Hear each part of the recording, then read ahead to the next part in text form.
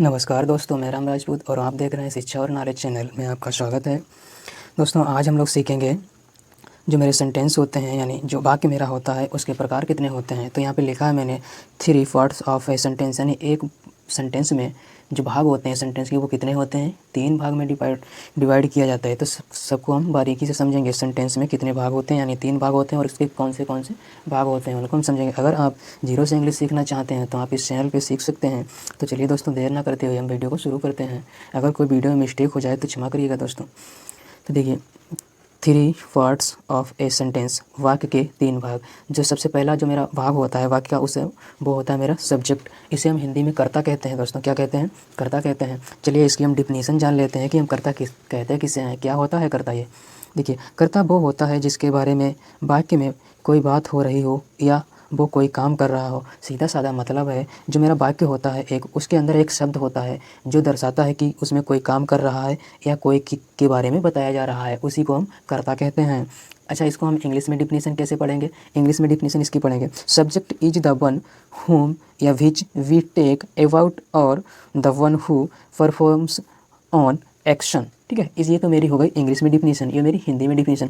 आप दोनों चाहे याद करें, या आप हिंदी मीडियम में तो हिंदी की याद करें, इंग्लिश मीडियम में तो इंग्लिश की याद करें। तो चलिए हम आगे मेरा जो भाग दूसरा है उसको हम समझते हैं। दूसरा मेरा कौन सा भाग?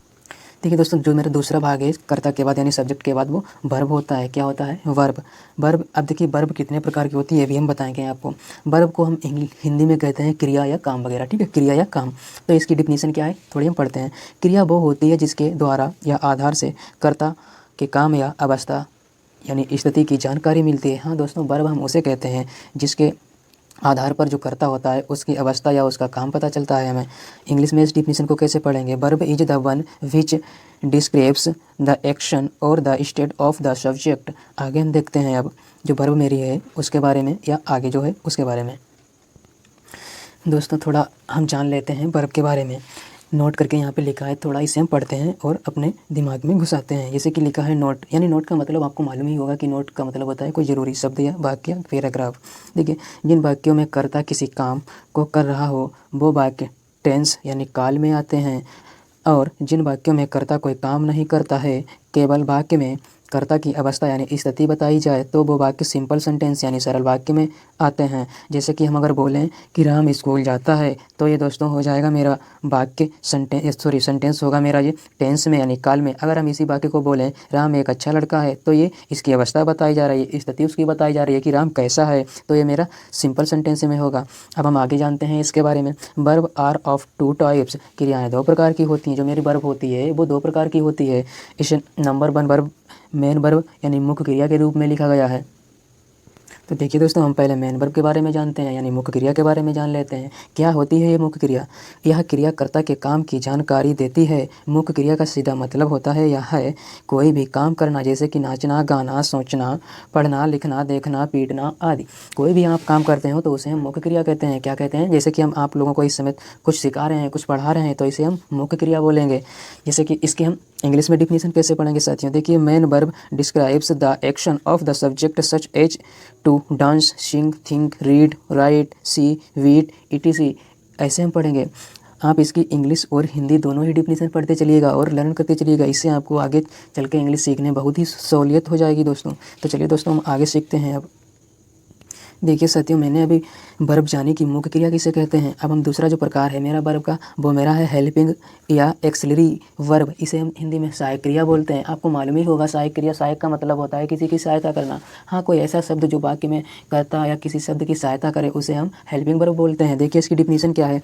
यह क्रिया कर्ता की अवस्था के बारे में बताती है। कर्ता के अनुसार वह समय काल यानी वर्तमान या भूतकाल या भविष्य के अनुसार इसका प्रयोग होता है। दोस्तों, इस जो क्रिया होती है मेरी सहायक क्रिया यानी हेल्पिंग वर्ब जो होती है, इसको हम टेंस के आधार पर करते हैं प्रयोग। जैसे अगर वर्तमान यानी मेरा प्रेजेंट है, या पास्ट या भविष्य यानी फ्यूचर है, उसके आधार पर हम अलग अलग प्रकार से इसका प्रयोग करते हैं। अलग अलग इसमें शब्द लगते हैं, उसी को हम क्रिया कहते हैं। जैसे कि यहाँ पे उदाहरण के लिए कुछ लिखी है मैंने सहायक क्रियाएँ वगैरह। देखिए उदाहरण के लिए, देखिए जैसे इज लिखा है, एम लिखा है, are, was, were, have, has, had, will, shall, etc इत्यादि। मतलब आपने इतने आप बुद्धू भी नहीं होगे कि आपने कभी अंग्रेजी पढ़ी नहीं होगी। थोड़ा बहुत तो आपको नॉलेज ही होगा। अगर आपको थोड़ा बहुत नॉलेज है तो मैं गारंटी लेता हूँ कि आप इंग्लिश के शिखर तक पहुँच जाइएगा धीमे धीमे से ही। आप पढ़ते रहे और पहुंच जाइएगा। आपने सुना होगा कि बूंद बूंद से घड़ा भरता है। तो चलिए हम आगे शुरू करते हैं जो भी मेरा इसमें टॉपिक है। देखिए दोस्तों, आगे जो मेरा टॉपिक है, जो मेरा वाक्य का जो भाग होता है वो तीसरा भाग क्या होता है। दो भाग मैंने सीख लिए, एक तो कर्ता और वर्ब, यानी सहायक क्रिया वर्ब के अंदर और मुख्य क्रिया, कर्ता सीख लिया, वर्ब सीख ली। अब तीसरा जो इसका भाग होता है ऑब्जेक्ट होता है, इसे हम हिंदी में कारक कहते हैं। इसकी डिफिनीशन थोड़ी पढ़ के देखते हैं क्या है। कारक वह होता है जिस पर कर्ता के काम या अवस्था का प्रभाव पड़ता है। सीधा साधा मतलब है जो कर्ता होता है जिसके आधार पर काम करता है उसी को हम कारक कहते हैं, यानी ऑब्जेक्ट कहते हैं। जैसे कि कोई खेल रहा है, क्रिकेट खेल रहा है, मतलब जो खेल रहा है वो क्रिकेट के आधार पर खेल रहा है। या कोई खाना खा रहा है तो क्या कर रहा है, खाना खा रहा है। ईट मतलब फूड के आधार पर, यानी खाना के आधार पर, भोजन के आधार पर वो अपना क्रिया कर रहा है। इसी तरीके से इसको हम इंग्लिश में कैसे पढ़ेंगे। Object is the one which gets affected by the action or the state of the subject। चलिए हम आगे बढ़ते हैं। अब दोस्तों मैंने ये वाक्य के 3 भाग जाने हैं। अब हम आपको इसमें सेंटेंस के सहायता से आपको बताएंगे कि सेंटेंस में कहाँ पर कर्ता और कहाँ पर वर्ब और कहाँ पर कारक होता है। ये हम आपको इसके जरिए बताएंगे। जैसे कि यहाँ पर आप देख रहे होंगे, यहाँ पे लिखा है एक सेंटेंस, शोभित मेरा दोस्त है। चलिए पहले से हम इसकी इंग्लिश बना लेते हैं। शोभित इज माई फ्रेंड। इसकी मैंने इंग्लिश बना ली। चलिए इसकी भी बना लेते हैं। वह पागल नहीं है। He is not made. इसकी इंग्लिश बना ली। नीचे लिखा है हम मैदान में क्रिकेट खेल रहे थे। चलिए हम इसकी इंग्लिश बनाते हैं। क्या है, we are playing the cricket in the field. ये मैंने 3 सेंटेंस यहाँ पे लिखे हैं। अब हम सीखेंगे कि इसमें ऑब्जेक्ट कौन सा है और सब्जेक्ट कौन सा है और मेरी वर्ब कौन सी है। इसमें हम ये सीखते हैं। चलिए आपको बताते हैं। देखिए जैसे कि यहाँ पे आपको दिख रहा होगा ये शोभित लिखा है। इसके नीचे हमने अंडरलाइन कर दी। हमने अभी आपको बताया जो सब्जेक्ट होता है मेरा, या तो उसके बारे में वाक्य में उसके बारे में बताया जाएगा या वह कोई काम कर रहा होगा। अब इस वाक्य को पढ़िए, शोभित मेरा दोस्त है। अब देखिए शोभित के बारे में बताया जा रहा है कि वो मेरा दोस्त है, तो शोभित क्या हो गया मेरा, ये सब्जेक्ट हो गया मेरा। ठीक है, ये मेरा क्या होगा, सब्जेक्ट हो गया।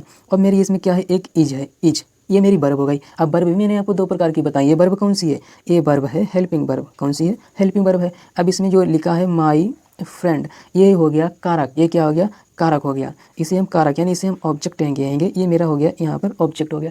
जैसे कि दूसरे वाक्य में लिखा है ही, यानी उसके बारे में, यानी वह पागल नहीं है। इस शब्द के बारे में बता रहा है। ये जो शब्द लिखा है वह इसके बारे में बात हो रही है, तो ये मेरा क्या होगा, सब्जेक्ट होगा।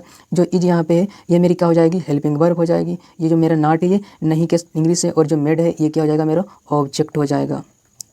इस तरीके से जैसे कि यहाँ पे लिखा है बी या हम, इसे तो हम क्या कहेंगे, सब्जेक्ट। ये मेरा क्या हो गया, वर्ब। अब वर्ब कौन सी है, ये हेल्पिंग वर्ब हो गई मेरी। अब इसे इसमें ये क्या लिखा है, प्लेइंग। मैंने आपको 2 वर्ब बताए। अब ये देखिए आर जो इसमें हेल्पिंग वर्ब हो गई, ये जो प्लेइंग लिखी है और ये इसमें हो गई मेन वर्ब। ये कौन सी वर्ब हो गई साथियों, मेन वर्ब हो गई। ये क्या हो गया मेरा, देखिए ये जो द क्रिकेट है ये मेरा क्या हो गया, ऑब्जेक्ट। क्या हुआ, ये मेरा ऑब्जेक्ट हो गया ये। अब इसमें लिखा है इन द फील्ड। क्या लिखा है, इन द फील्ड। ये मेरा फील्ड जो है ये भी मेरा ऑब्जेक्ट हो गया। एक वाक्य में 2-3 ऑब्जेक्ट भी हो सकते हैं साथियों। अब सीखते हैं हम आगे। देखिए दोस्तों, अभी तो मैंने सीख लिया कि जो वाक्य होता है उसमें 3 भाग होते हैं। तीनों भागों को हमने सीख लिया। सबसे पहले इसमें जो भाग था मेरा, वाक्य के अंदर जो भाग सबसे पहले था वो सब्जेक्ट था। अब हम सीखेंगे सब्जेक्ट के भी भाग होते हैं। सब्जेक्ट के 2 प्रकार होते हैं। सब्जेक्ट आर ऑफ 2 टाइप्स, कर्ता 2 प्रकार के होते हैं। तो देखिए कौन कौन से 2 प्रकार होते हैं। सबसे पहले सिंगुलर होता है, इसे हम हिंदी में एक वचन कहते हैं। जैसे कि यहाँ पे लिखा है जब कर्ता, डिफिनीशन, जब कर्ता एक व्यक्ति या वस्तु या एक स्थान का बोध हो तो वहाँ एक वचन करता होता है। मतलब सीधा सा एक मतलब है मेरा कि अगर एक लोग के बारे में बात होगी तो वहाँ पर एक वचन करता होगा, उसे हम सिंगुलर सब्जेक्ट कहेंगे। जैसे कि यहाँ पर इंग्लिश डिफिनीशन क्या है, when the subject refers to one person, thing और प्लेस। मतलब एक ही लोगों के बारे में बात की जाए तो वहाँ पर एक ही सब्जेक्ट होगा का बोध होगा। जैसे कि यहाँ पे लिखा है नंबर 2 पे क्या है, प्लूरल यानी बहुवचन।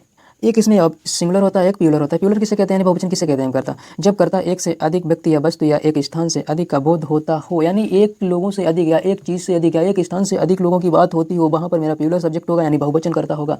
इसकी हम इंग्लिश डिफिनीशन क्या पढ़ेंगे, when the subject refers to मोर, मोर का मतलब होता है अधिक, द वन पर्सन थिंग्स और प्लेस।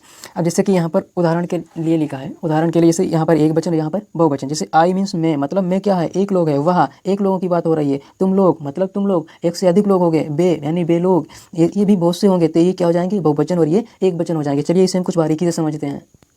देखिए यहाँ पे लिखा है मैंने पर्सनल, प्रोनाउन, सब्जेक्ट, सिंगुलर और प्लूरल। हम देख लेते हैं कि जो पर्सन क्या होता है, प्रोनाउन क्या होता है, पर्सनल क्या होता है, और सिंगुलर और प्लूरल क्या होता है। मैंने ये जान लिया सिंगुलर और प्लूरल क्या होता है। अब हम पर्सन के बारे में थोड़ा डिटेल से जान लेते हैं। ये चार्ट लिखा है, इसे आप बहुत ही बढ़िया तरीके से याद करिएगा, आगे आपके काम आएगा। जैसे कि यहाँ पे लिखा है पर्सन, और यहाँ सिंगुलर और ये प्लूरल, मतलब ये जो जितने ये कोठे बने हैं इसमें सिंगुलर, ये प्लूरल, यहाँ पर प्लूरल सब्जेक्ट, यहाँ पर सिंगुलर सब्जेक्ट, ये मेरे पर्सन होते हैं। पर्सन देखिए किसे, जैसे यहाँ पे लिखा है फर्स्ट पर्सन। फर्स्ट पर्सन हम किसे कहते हैं, देखिए द पर्सन और पीपल स्पीकिंग।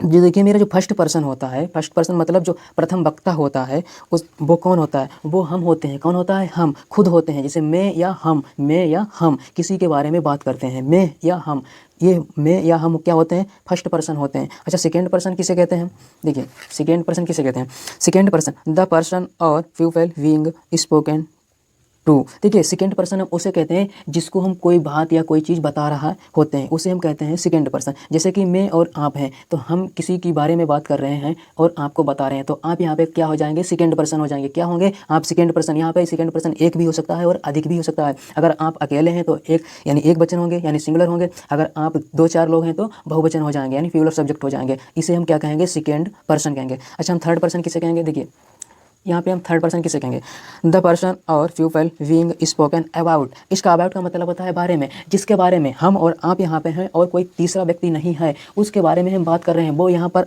प्रेजेंट टाइम पर हम लोगों के पास नहीं है, उसके बारे में बात कर रहे हैं। जैसे कि हम हैं और आप हैं और हम राम के बारे में बात कर रहे हैं या उसके बारे में बात कर रहे हैं, तो जो राम यहाँ पे है या वह है, तो वह क्या हो जाएगा, मेरा थर्ड पर्सन हो जाएगा। या उन लोगों के बारे में बात कर रहे हैं हम, तो वो मेरे क्या होंगे, थर्ड पर्सन हो जाएंगे। जैसे कि यहाँ पर ही मीन्स वह लड़के के लिए, सी मीन्स वह लड़की के लिए, इट मीन्स या निर्जीव चीज़ के लिए। जैसे दे मीन्स वे, अब